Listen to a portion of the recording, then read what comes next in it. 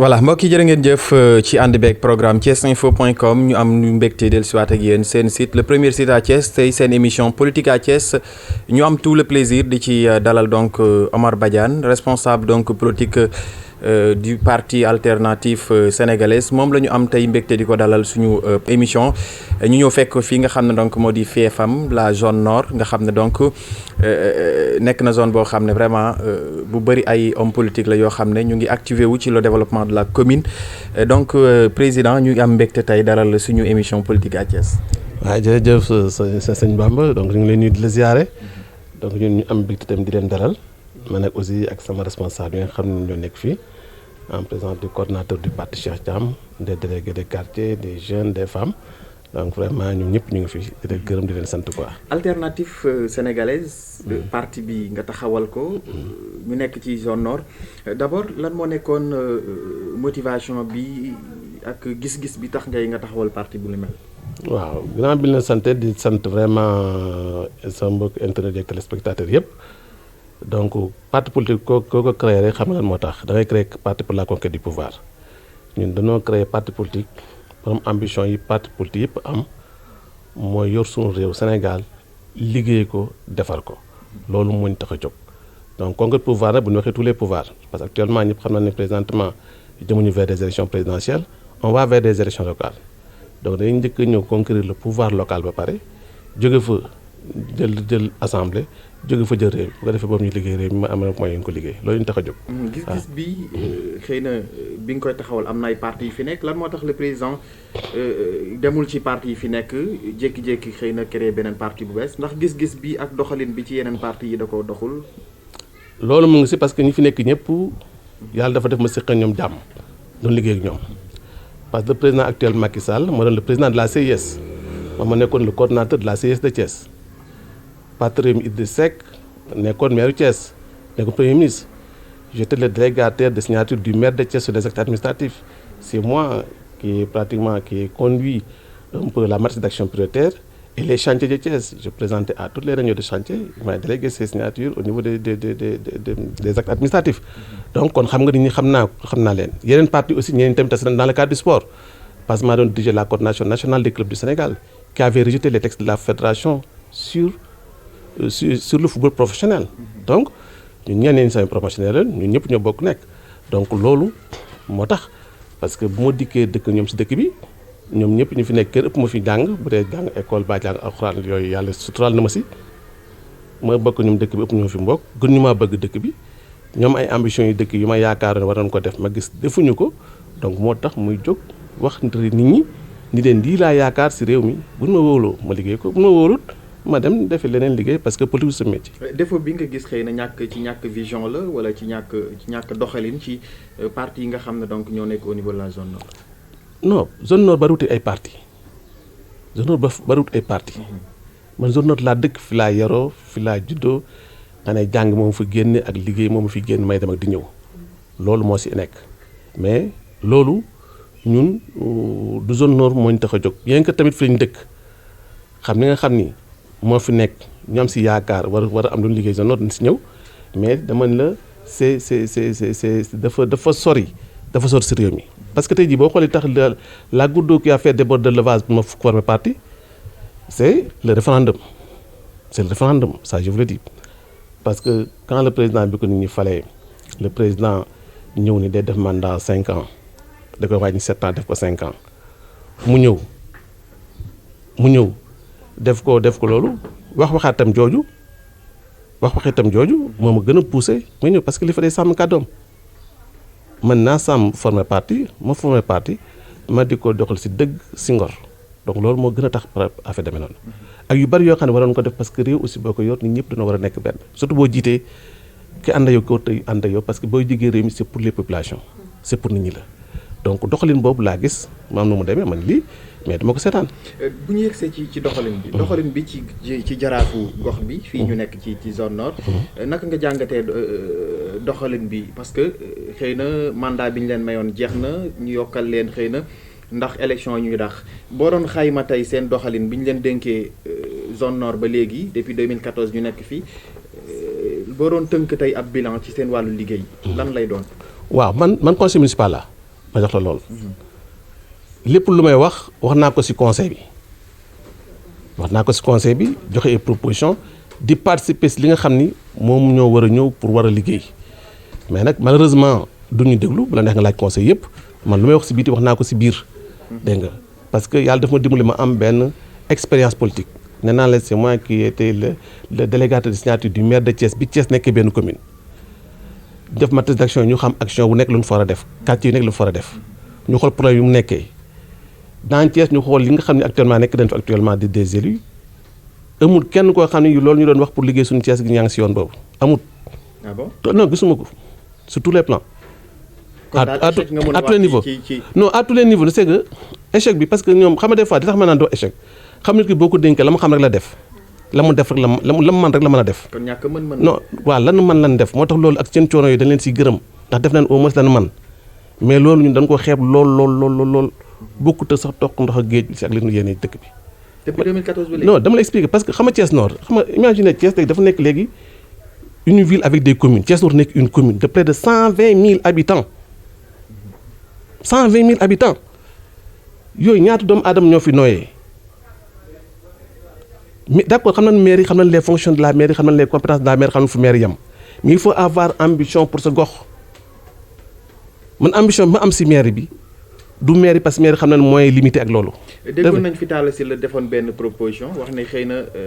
Thiès nekkaat benn commune. loolu c'est grave ça c'est très grave kooku bi ma waxee loolu la nga ko waroon dàq Thiès ça c'est très grave parce que gestion communale mooy da ngay def gestion boo xam ne da nga koy digale nit ñi tey jii Thiès Nord gii tey jii ñu nekk bu nga ko transformer en une véritable avec toutes les communautés ñu aménager ko lépp lu fa a nekk tali nekk fa infrastructure fa nekk fa lépp nekk fa est-ce que population du si jariñoo nga defa commune bu nekk mais loolu leen war a yaakaar loolu leen war a def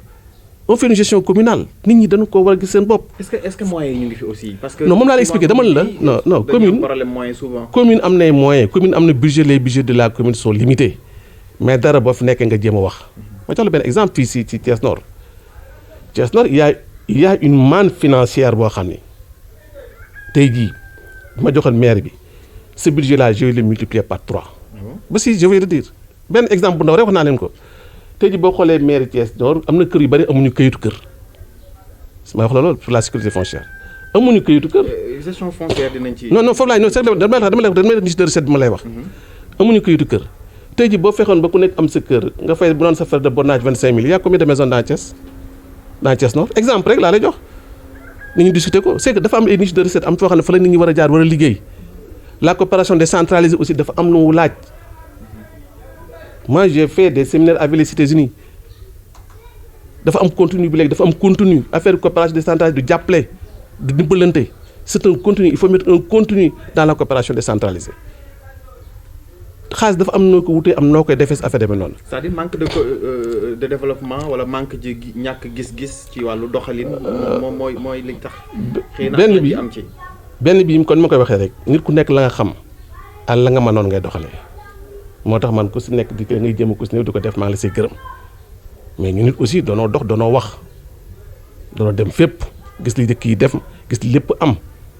ñu jàngandoo suñu moroom nekk si école yi génnandoo ak ñoom am ay xalaat am loolu donc foofu lañ ko teg parce que nit bu fekkee am nga say ambition nga am say ambition yi da nga ko il faut nga décliner ko ba nit ñi xam ko maintenant nga indi moyens yi nga andi ko nit ñi la ngay wut ak moyens yi nga di ko def. nga mën ko def même état bi nga xam ni nous sommes délégataires de ces pouvoirs au niveau de la commune mais les populations bu ñu jógee imposé ko dara mu def ko il y a un plaidoyer boo xam ne population ñoo koy def mais il faut d'abord ñu gëm suñu bopp xam ne ñun doona war a suñu léegi bopp Thiès gu njëkk nous sommes nostalgiques de Thiès googu war a tugg am. manque de l'implication de la population sur la gestion de la cité xëy na moom mooy quoi bi. non c'est-à-dire que non xam nga nan laa ko mën a expliquer nee naa man je suis conseiller municipal je participe au débat. dama joxe sama xalaat bu ñu joxee bu ñu waxtaan bi neex conseil bi élevé mais bu ñu décidé du ma ko yëg parce que ñoom effectivement bu ñu voté moo voté non des fois moo voté non mais man kese maay voté non ñee ñu voté oui loolu si man sama xalaat laa yoon ñeneen ànduñu si c'est la démocratie il faut l'accepter. majorité mécanique la. non c'est ça parce que ñi leen fal loolu la di am ñoo xam si xamuñu sax la ñuy voté am ñoo xam ne xamuñu sax la ñuy voté. est-ce que kon jotul anam bi nga xam ne donc noonu lañ daan fale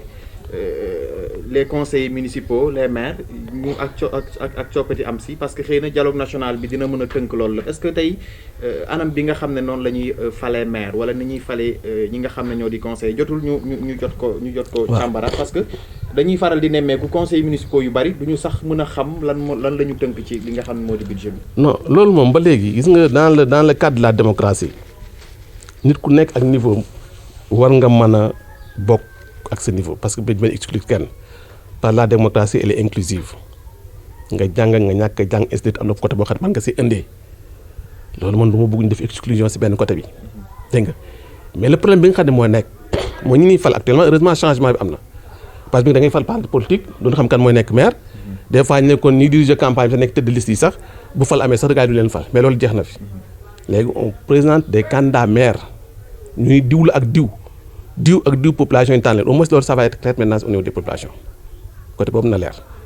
dégg nga loolu moom au moins c'est un changement boo xam ni significatif nit ñëpp nañ d'accord si loolu ndax tey jii bala ñuy voté nañ xam ni diw la ak diw la nit ñi nag tànn ka leen ne kan fal ñu ñaanal ko yàlla la mu ambition bi mat ko kan falut aussi mu muñ xam ne c'est la démocratie. la moo fas a nekk sa taxawaay bu fekkee ne taxawal nga parti xëy na parti bi fi mu war a yegg ci taxawaay yegg gu fa askan bi xëy na xamaguñ ko amagul benn implication bu population massive tey ñu dem ci ay élections bu fekkee dàquñu ko on est à 10 mois des élections ndax alternative sénégalaise dina am dëgëraay ngir mën a participer ci élections yi. waaw ba nga koy door juróom-ñaar nit lañ woon de. surtout parrainage baa ngi ñëw caution bi également mu ngi ñëw. ba nga koy door juróom-ñaar nit lañ de xoolal fi ñu fekk rek te xam nga ci confinement bi xoolal ñu fi toog xoolal ñi rek démb même pas 24 heures l'émission ban heure ngeen ko yëg xoolal ñu fi toog c'est des responsables ñii rek à eux seuls ils peuvent battre le maire mobiliser leen war a soxla. et je vais faire une révélation zone nord man bis ni que démb laa leen ko wax ma leen gën naa zone nord man tey je vais être candidat zone nord mais ñi ñoo koy liggéey man pare naa zone nord li ma fa def tey ji li ñuy monter suñu dernière réunion au niveau des quartiers bureau de quartier à Thialé bu la neexee je t'invite. élection yi fi jaar yëpp zone nord le parti Rewmi moo koy gagné. mais bi face à ce parti ci élection yi dem. ne élection présidentielle man j'étais dama coalisé au parti Rewmi xanaa xam nga dama ne élection présidentielle bi passé élection présidentielle demoon naa parrainage j'ai eu près de 60 000 parrains sur les 7 régions demandées 6 régions am naa plus de 2000 7e région bi laa manqué ma dem coaliser ak Idi présidentielle si parrainage zone nord li mu fi am si parrain ça fait plus de 5000 parrains ñun dañuy liggéey di ko teg méthodiquement nit ñi nag duñu dégg parce que dañuy liggéey duñ ko booleeg wax mais am na loo xam ne gëm nañ ko di ko def. waaw le foncier à Thiès quand même nekk na problème rawatina également zone nord lan ngay préconiser pour le foncier à Thiès pour que au moins stable mun ci am. non dama maire yi souvent ni ñuy caxatee suuf si nekk na anam bu jéggi dayoo quand même. dama lay wax en 2004 j'avais réglé tous les problèmes fonciers à Thiès ku fi amoon problème suuf réglé nañ ko 2004 amatul woon il n'y avait plus de contentieux. Le préfet à l'époque il a fait le recensement des impasses il a fait les problèmes de conflit a fait dem tous les problèmes réglé nañ ko à Thiès en 2004. il n'y avait pas de problème foncier fii li fi am fi ñu toll jaay doole et du banditisme laa la wax. dans Thiès de Thiès de partout avec ñu bari ñu si impliqué laa la wax sur le plan foncier. ñi dénk mairie. ñi dénk mairie beeg ñi nga xam ne itam collaborateur dama la expliquer c'est du banditisme. Et je prends un exemple un engagement solennel bis bu ma yàlla dimbale ñu dénk ma ko ku ñu fi nungu sa kër ni na ko delloo ku fi jël dara guux ko actuellement toog si fi ñu toll nii bu ñu ko yàlla jolle ni nga ko guqi ak koo ma di doon. yéeg ak wàcc bi dina métti. du metti parce que dañoo fekkul démb ñun dañoo liggéey démb teg ma jox la benn exemple mu ndaw tu prends la zone irrégulière de Médina Fall Grand Don Bosco pourquoi lan moo tax ñu def lotissement Médina Fall extension lan moo tax. C'était pour bloquer l'occupation énergique def fa lotissement bu ko defee zone irrégulière bi ñu tracé ko mu ànd ak fële dem fan koy tracé mbedd dafa am si kër yi muy jaar tous ces gens ont tenu des assemblées générales j'ai le PV de toutes les assemblées nit ñi d'accord ni ku yoon jaar sa kër nga jóge fa pour bàyyi ma ay reñ jox la fële kër et les gens ont ce PV kër yooyu saaxee nañ ko. mieux c'est des délibérations yoo xam ni ñu koy changer en attestation. Moi j'ai déjà mis en place un pool d'avocats qui revient sur situation ñu xool nu ko attaqué sans que may nekk dara dem si yoon. dama ko seetaan parce que dafa am loo xam ne dama ko fekk ma nekk témoin ma ko seetee da mel ni complice laa te dama ko def lan moo tax nga gis que terrain di am yenn valeurs yi nee na on a plus droit à des gens da nga xool ce qui se passe à Thiès avec l'implication de la ville et des communes yow fa nga ni commune Dakar commune Jean Barthélémy Diaz Michel kii war di na wax loolu si terrain et fi non maire des communes l'accepte mais c'est du n'importe quoi.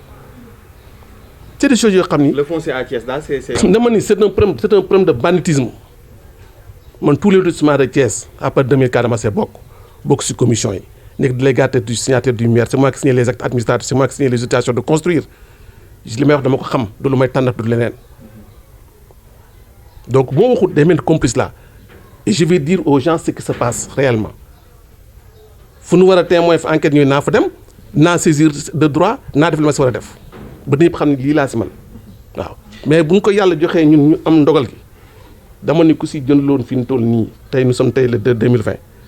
ku si jëndoon si diggante boobu ni nga ko goxi. On est en période de Covid-19. gis nañ jafe-jafe yi nga xam donc askan wi ñu ngi koy dund. gis nañ parti yëpp taxawu seenu askan mais le parti bi nga jiite taxawaayam ci Covid-19 bi ngir jàppale askan wi nemmeeku ñu ko ci benn gox lu ko waral ñàkk taxawaay la wala. da nga naan siiwaluñ ko parce que dafa am loo xam ne moom laa gëm nga ma profité di maslawu nit ñi si mbas mi nit ñëpp a sonn di masawu nit ñi lu métti la bu bala nga koo xam nga gis ñuy liggéey seen liggéey nit ñi ko ñu mu dal ñaan yàlla yëkkati leen ñi nga xam ñoom seen mbokk dal stigmatisation ak yooyu yëpp mais ñu dañoo am beneen philosophie parce que dem nañ ci sensibilisation luñ ci mën def nañ ko ñu ngi dimbali aussi suñu mbokk jullit yi suñu ak mbokk gëm yàlla te yàlla tax man du ma ragal mukk ay nit di leen jox saako ceeb ba di leen jox dinaa loolu sutur àndu si parce que li ñu yàlla jox ñu koy joxe moomuñu ko yàlla moo ñu ko dénk bis bu mën na ko nangu ëllëg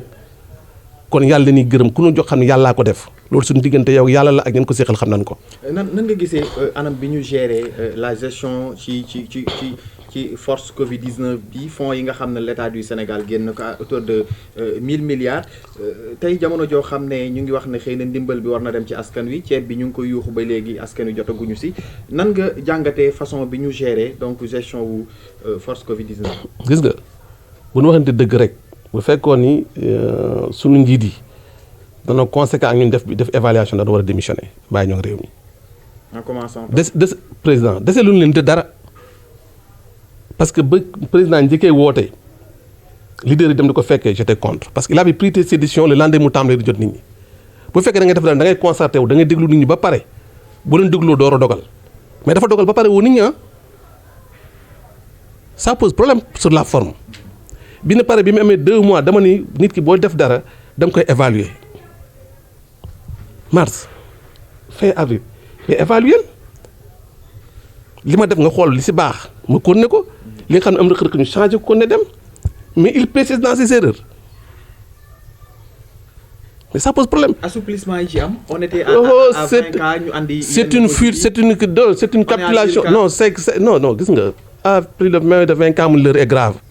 On est à plus de 4000 cas comment est l'heure alors man ba mu njëkkee dañuy jàngalaan samay doom du jàngi xëy na déggoo ko yow. l'avenir m'a donné raison. fi ñu toll nit ñi nañ jël seen responsabilité bopp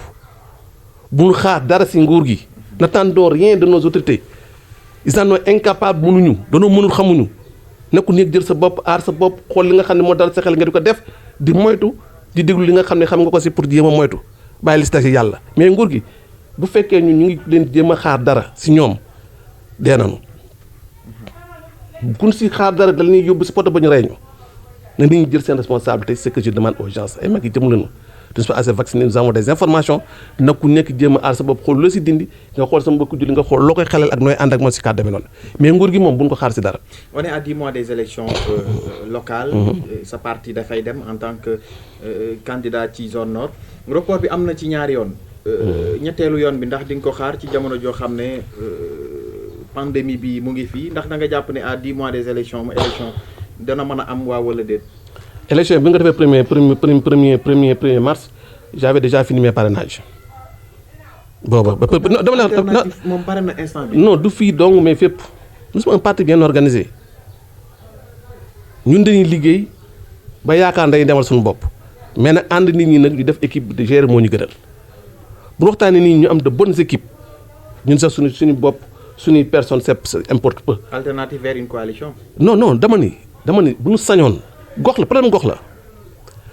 il y a les compétences ñun ñëpp xamante am na ñoo xam ne bu ñu àndee nañ liggéey dëkk bi ñu àndatu dëkk bi rek tax bañ def ay positionnement politique boobaa alternative est d'accord pour ça bu leen neexee sax bañ a jiite maire bi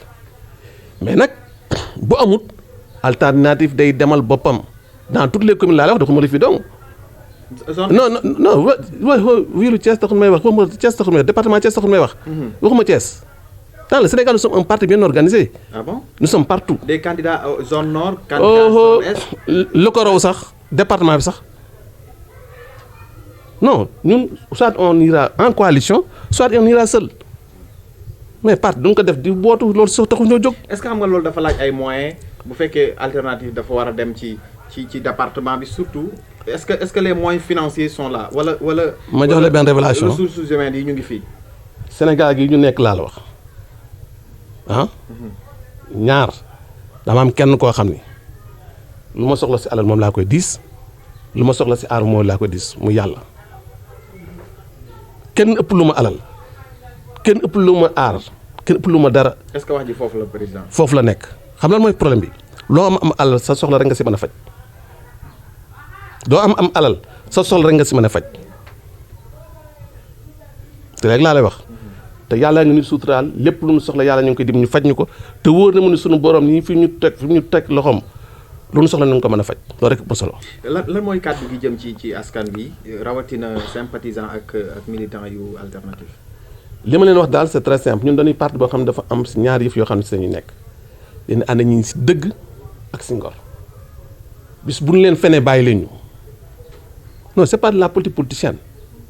kàddu gi tàmm nañ ko de. non du question tam dama ni ñii ma ànd ñu ngi fi ñu ngi nii man nee naa heure mu leen fenee bàyyi leen ma xam nga kon boo ma la fenee bàyyi wu ma yaay ñàkk jom di ma topp boo baalu ma la teg nga nungu ko donc c'est très clair donc man je suis très clair avec les gens parce que boo ma waxee li ma mën laay def moo mënul ni mënuma ko du ma dig du ma tas sa yaakaar fii laa jàngi si dëkk bi diplôme yëpp si dëkk bi laa ko amee dëkk bi laa liggéey affaire demee noonu donc néew moo kuy gonfler ay CV ak affaire demee noonu foofu laa la bëgg a wax waa zone ñii maa ñoom ñoo dëkk. bari na ay parti yu dem ci ay jongante te duñu am programme ci wàllu développement wàllu gis-gis ndax alternative moom programme bi tënku na ngir. ci fànn yu nekk bu baax a baax xaar ma wax la su fànn yu yëpp laa la wax. Actuellement nous sommes en train de dérouler un programme envers les femmes. Nous avons mis en place une mutuelle cette mutuelle qui n'est pas politique. pour ku bëgg financement dem fa naag la nga am nga waxtaan ko ñoom boo jubóo ñu financé nga liggéey. kon daal jàppale bi tàmbale na ci jigéen ñi. jigéen ñu ngi leen defal formation suñu formatrice ngi nee toog sur tous les plans et on va mettre en place benn magasin boo xam ne da nga koy wutal label international. Toutes nos femmes travaillent dans les quartiers les produits yi ñuy liggéey. ñoom ñu koy consommer seen kër. muy céréales yeeg saabu yeeg eau de javel yeeg jus yeeg yooyu buñ ko mën a consommer seen kër ñun ñu jënd ko wutal label international boo xam ne day bokk ci foire yëpp ñu exporte lépp ñu koy def. consommation locale bi la ñu bëgg a promouvoir au niveau local au niveau international. dégg nga donc loolu lañu gëm loolu ñu ngi koy mettre en œuvre sans ñu àggun fenn ñu ngi koy def dégg nga loolu bu jógee j'ai eu la chance de faire des diagnostics participatifs dans tous les quartiers de Thiès. dégg nga dans tous les quartiers de Thiès avec des ONG des partenaires j'avais coupé la ville en 8 zones ñëpp ñoo def des séminaires zone bu nekk ma génn fële 3 priorités parce que dama def priorité yëpp dama génne priorité yi loolu tey ji bu ñu ko jotee dama koy réactualiser xëy na ba xëy na lañ defoon à la date D duñ ko def date D+1 bu ñu ko defee date D+1 dañ koy réactualiser si loolu la ñuy dox formation des jeunes ci ndaw ñi également. non gis nga ndaw yi ñu ngi si parce que actuellement da ngay xool Jakarta fi mu toll kenn wut a jàng métier xale yi fi mu toll ñu ngi jéem mus dara kenn wut a jàng métier avec sunu maîtres yi nekkal avec sunu maîtres menuisiers yi nekkal avec sunu kii yi nekkal nous sommes en train de planifier benn formation pour gën a sensibiliser les jeunes pour leen métier yi ban njëriñ la am si ñoom ak ban jeexital la machine la am si ñoom sunu xale yi dem examen. suñu xale yi dem examen il faut les encadrer ñu jéem leen a jàppale parce que ñi nekk leen étudiant ñi nekk leen lii ñi nekk leen jàngalekat nekk li ñu xool ñu koy jéem a defee. jëm ci formation formation dégg nga loolu mu ngi fi. en plus moi je suis un expert du BIT sur la formation gère gérer bien mon entreprise di former CREC di ko def nit ñi dans les hôtels ak ay festivités di ko def les entrepreneurs di def ay CSFE la formation d'entrepreneur donc dafa am loo xam ne suñu xam-xam la suñu liggéey si la ñuy tedd am na yoo xam ne mën nañu ko baaxee nit ñi ñu li ñuy def du lu ñuy làmbatu et ce que je dis aux gens li ma wax jigéen dama naa leen former mais bu ngeen organiser pour accepter la formation dama leen former parce que dama toog fay di leen wane leen kaay provisoirement c'est elle qui s'occupe de la formation au niveau structurel c'est elle la formatrice dans tous les quartiers nit ñi liggéey si loolu cellule bu nekk bu ñu la formé mais yaa xam ne téye seen nit boo ko bëggee ñu defal la ko mais du force mënuñu naa defal loo xam ne bëggoo ko mën naa def loo xam ne pare aussi ñun dañuy jox mais lu ngay jël day fekk ko koy taalal ko nangu noonu la ñuy liggéey nit ñi li ñuy def fii c'est valable partout dans le Sénégal. président ñu ngi lay jaajëfal programme bi riche na bu fekkee xëy na bu ñu demee ba yegg ci application bi surtout foofu mooy nekk défaut tout le temps xam nga. non xaaral ma jox la benn exemple promesse politique yi moom. non du promesse politique xaaral ma expliquer la. Thiès on géré Thiès à travers ce qu'on appelle le moniteur urbain de Thiès qui nous permettait à prendre des décisions c'est un logiciel. da ngay toog fii ba fii ngay jëm ba jëm fële Thiès Info. xarale yu bees yi. da xarale yu bees yi. nga xam mbedd yi ngay jaar xam fa am mbalit xam fa am école xam fa am lépp dégg nga kenn wax ko fii et c'est un problème qui était validé par l'école politique de Thiès et l'école politique fédérale de Lausanne dégg kenn wax ko mais dafa amee jumtukaay c'est moi qui était le président de l'IMAP instrument et modèle d'aménagement participatif man maa tracé frontière Thiès Fandène temps yi indaa ñu def say études affaire demee noonu c'est moi qui dirige ce projet avec les autorités. kon daal échec bi conseil municipal bu zone nord am si ñàkk la déglu la jógee. déet du ma wax ñàkk ma déglu parce que sama xalaat rek laa am. ku nekk la ko doy ngay def man daal leen def doyuma naa proposé nit ñi bu nit ñi wóoloo ma def ñu gis mën nañu wóolul ma dem kon ne sama liggéey politique def ma ko métier. président jërëjëf. merci beaucoup Xaadim kontaan na bu baax. merci beaucoup vraiment maa ngi leen di gërëm di leen sant di gërëm sama responsable yi parce que dem ba tey toogu leen yéen a ngi dem. te li ngeen def aussi ngeen si boole problème di tenir compte si confinement beeg yëpp ak mesure kii yi sanitaires yi vraiment maa ngi leen di gërëm di leen sant ñii mënu ma leen a fay fi ñu toll tey la ñuy pare pour war a pare suñu extra délégué de quartier yi bu ko defee nag sama yeneen quartier yi xaar leen maa ngi ñëw am nañu temps ñu ngi jël contact yi parce que vraiment carte yi aussi mën ñu produire carte yu doy nit ñaa ngi jënd donc te vraiment li nit ñi won yàlla nekk dëgg si ñoom te yàlla bu seen yaakaar tas vraiment nga xam ne daal li ma leen waxoon benn la yëf yi seen yëf la du lu ma moom nañ indi xalaat yi àndandoo ñu defandoo tegandoo ko te yàlla nañ suturaal encore di leen gërëm aussi vous sur la presse di gërëm Sey vraiment qui m'a fait li compte 2019 donc yaa nga fa woon yëpp ñu gis nañ ko di gërëm Thiès waaye di gërëm Sénégal gépp quoi ba ma fay kenn maa ngi leen di gërëm di leen ñaanal ñëpp am jàmm. rendez-vous élection te maa ngi ñaan koo xam ne xam nga ma yàlla nga ma ëppale bu ma amee dërëm yàlla na nga am ñaar dërëm képp koo xam ne xam naa la rek baa nga may seetaan yàlla na ma ëppale bu baax a baax ba yëg ko loolu laay ñaanal doomu aadama yi jaani am wér. jërëjëf mbokk internet Thiès Info politique à Thiès amoon mbégte doon ci dalal Omar Badiane responsable politique bu parti alternative sénégalaise ñu jox leen rendez-vous beneen yoon ci kàddu gi Ahmadou Bambali feggoo nag Adama Ndiaye ci wàllu caméra bi Sey Latir ci réalisation bi jaajëfal leen prochainement incha allah jërë ngeen jëf.